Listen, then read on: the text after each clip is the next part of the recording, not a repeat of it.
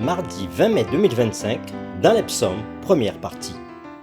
Nous vous accueillons de nouveau sur votre chaîne L'Aventure dans la Parole.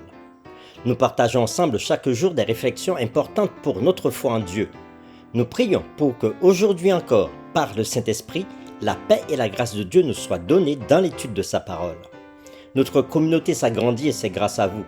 Soyez vous aussi actifs avec nous pour répandre le message et vous pouvez le faire en likant, en partageant le lien. Nous vous invitons à vous abonner pour recevoir les notifications chaque jour et pour un confort d'écoute en continu, nous vous proposons la playlist de chaque semaine.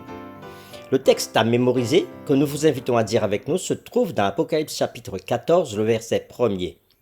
Je regardais, et voici l'agneau se tenait sur la montagne de Sion, et avec lui 144 000 personnes qui avaient son nom et le nom de son Père écrit sur leur front. Nous vous invitons à le redire avec nous. Apocalypse chapitre 14, verset 1er.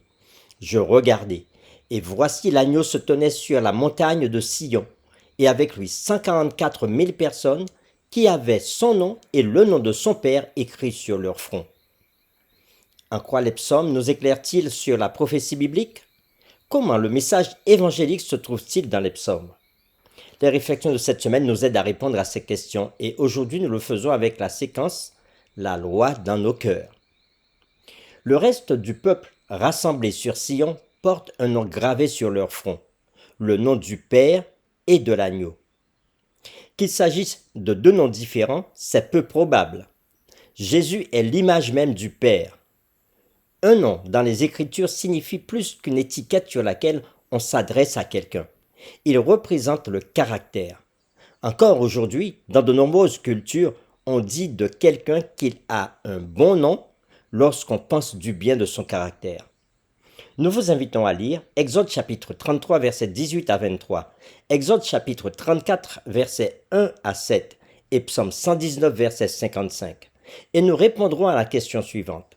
Lorsque Moïse a demandé à voir la gloire de Dieu, qu'a promis Dieu de lui montrer?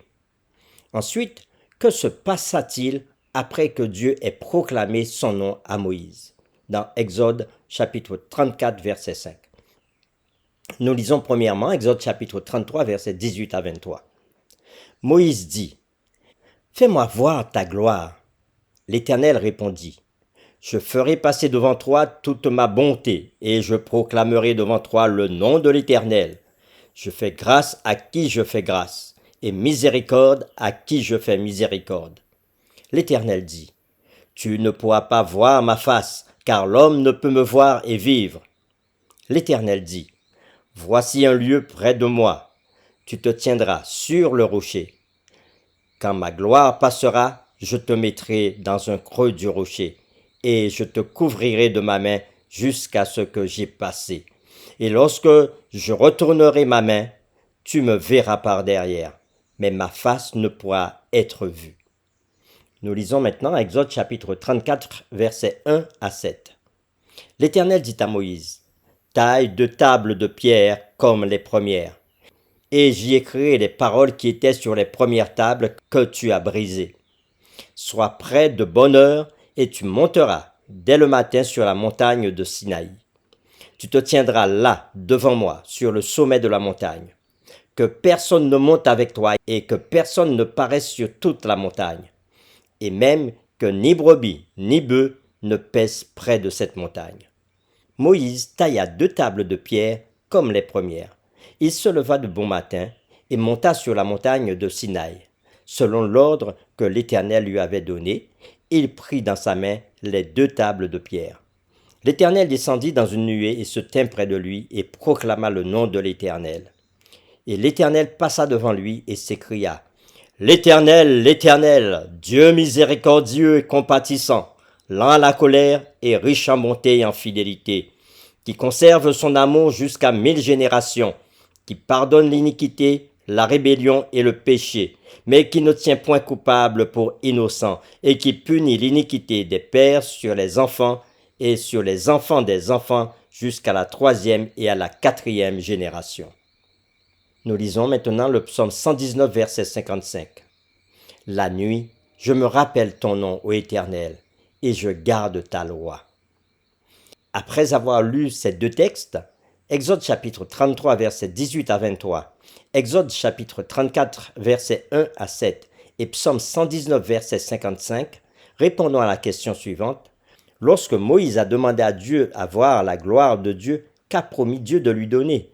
Ensuite, que se passa-t-il après que Dieu ait proclamé son nom à Moïse dans Exode chapitre 34, verset 5?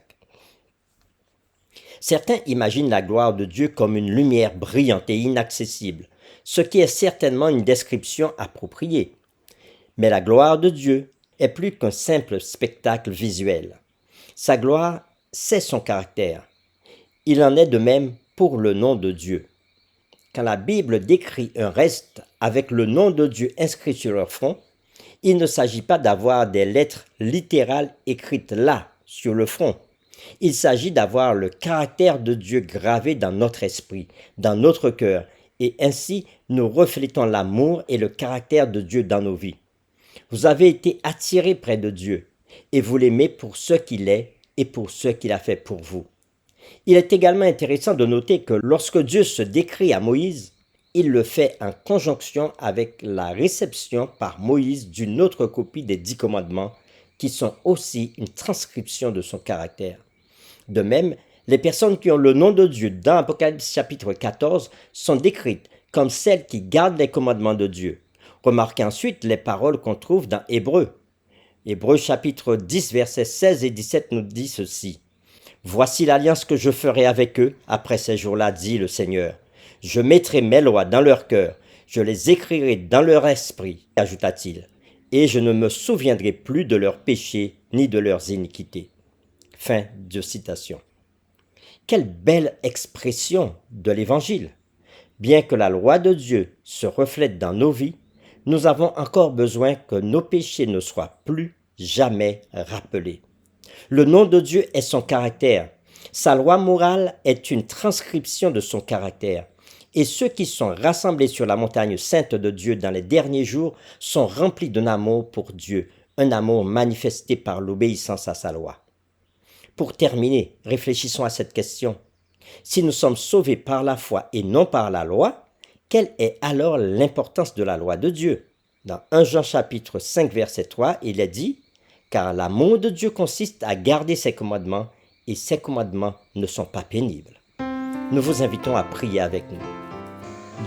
Dieu notre Père, toi qui règnes dans les cieux, toi qui as fait tes lois et qui les as données à ton serviteur Moïse afin qu'elles parvinssent jusqu'à nous. Tu nous dis encore aujourd'hui que tu nous aimes et ton amour est plus grand pour nous que toute autre chose. Oui, tu es le Dieu qui pardonne, le Dieu miséricordieux, le Dieu lent à la colère, le Dieu riche en bonté et en fidélité. Et aide-nous à nous appuyer sur cela pour venir devant toi, car nous savons que nous pouvons toujours aller à toi, car tu nous aimes et tu veux que nous soyons sauvés. Alors donne-nous encore la force aujourd'hui de t'accepter dans nos vies. Nous t'avons prié au nom de Jésus. Amen.